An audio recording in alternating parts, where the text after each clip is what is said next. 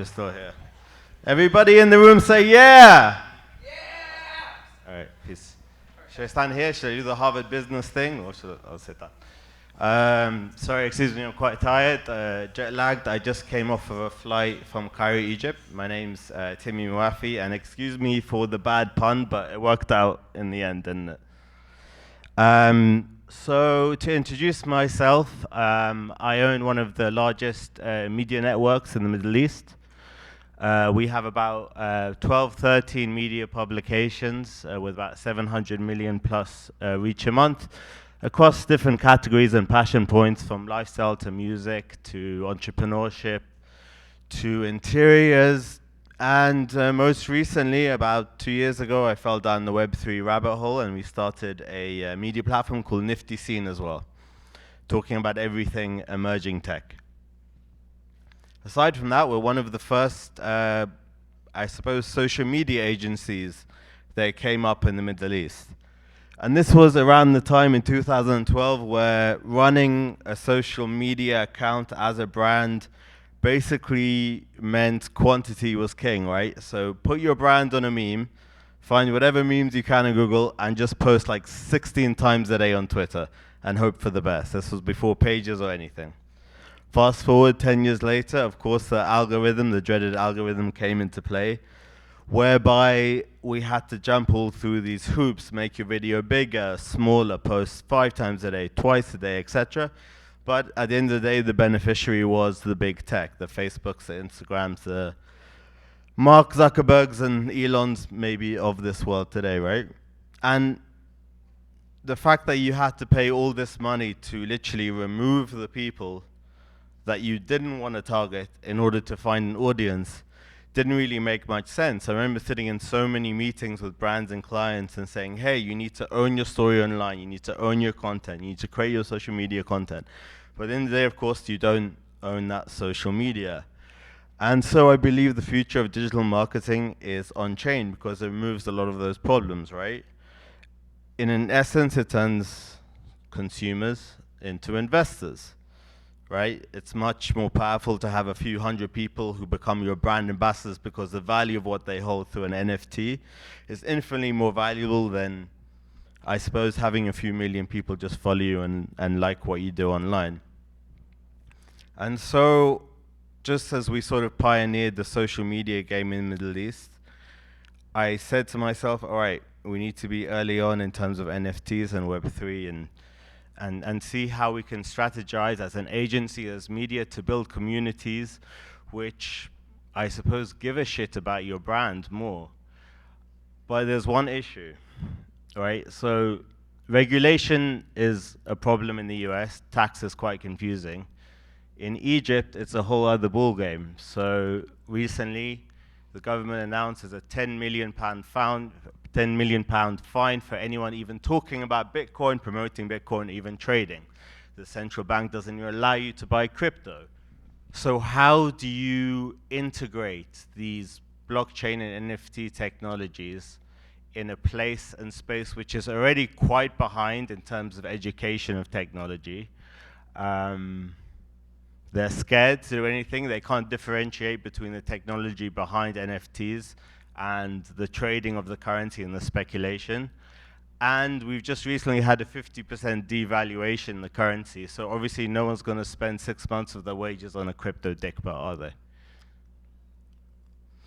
So I went around on a tour trying to speak at every single conference I could in the region, talking about the technology behind Web3 and NFTs and how this is a profound change in terms of how brands can interact and build audiences in more meaningful ways with their consumers. And usually there would be 2 questions after those talks. One which was, but isn't NFTs illegal? They're not illegal. And the second thing is, but what's an NFT? Which probably means that, I don't know, I wasn't very good at educating. I hope I won't have the same questions here. So, complex problems require simple solutions. So basically, how did we onboard people within a space that's so alien for them? Give people cool shit so they sign up for a wallet, right? Incentivize them to go through that annoying, slow process of getting a MetaMask because they're all intimidated to do so. Don't mention NFTs. No one gives a shit about NFTs, right? The word NFTs will become so obsolete that even talking at a conference about NFTs will sound absurd in 10 years. It will be like we were doing a conference about internet, right? It feels like that. Airdrop an NFT to their wallet once they've gone through that process, and then incentivize them to interact their wallet for things which they want. So here's a few examples of stuff that we've done in Egypt recently. The first one was at Creative Industry Summit. So this is one of the biggest conferences for the creative economy in the Middle East. And basically we set up a booth, and we said anyone who wants to get a nice like pixel portrait of their face has to come, sign up, go through that process, give a wallet, and they get that portrait airdrop to the wallet. We also had some cool... We brought a bunch of great artists from across the Middle East to do a metaverse exhibition at the same time. People could play around with the VR goggles. They signed up, they got their 8-bit portrait. We had about something like... Is there any water here actually? My mouth is really dry, sorry. Is there water here? Thank you so much.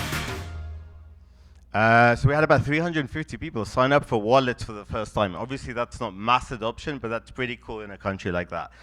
Everyone who signed up for that wallet and got their 8-bit portrait, and they posted it as digital collectibles, they got entrance to the VIP section of this conference where they got to meet with mentors and VIPs.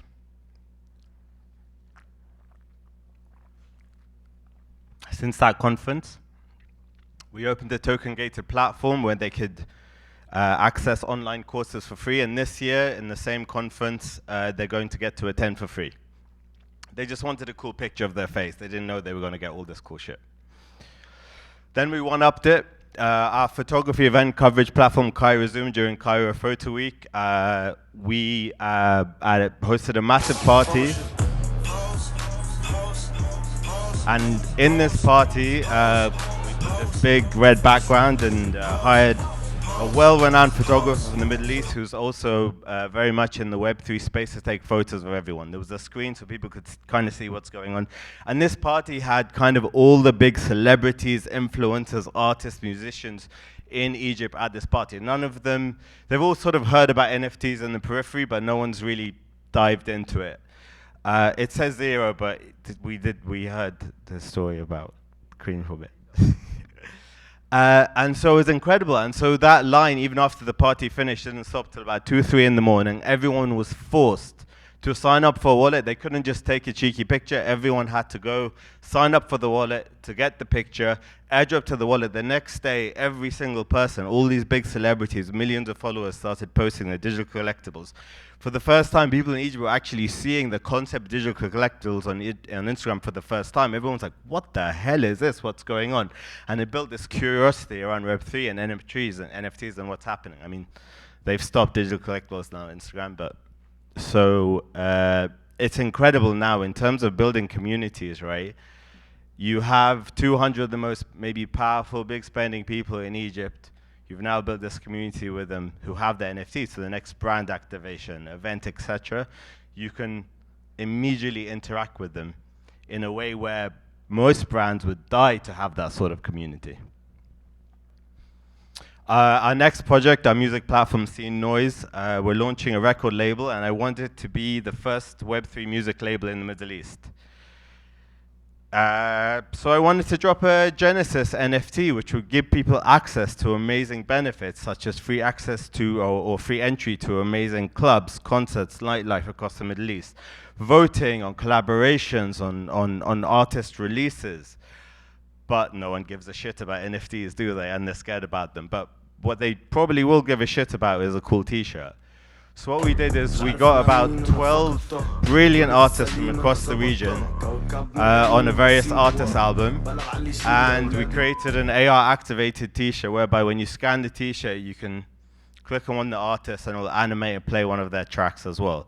When you sign up and when you try to buy that t-shirt, instead of buying an NFT, there's a little box you can put in your digital wallet address when I get that t-shirt, and suddenly you now have that NFT wallet address, circumventing all the issues and fears, etc., about NFTs. And I guess the point here is there's a lot of we get stuck in this bubble about NFTs and technology and the niche around it. But I think once all of this sort of tech dissolves, and almost every single talk I've noticed here has been about adoption and mass adoption and how you do it. You need to play at the consumer level of what people actually care about, which is genuinely, I suppose, some cool shit. Thank you.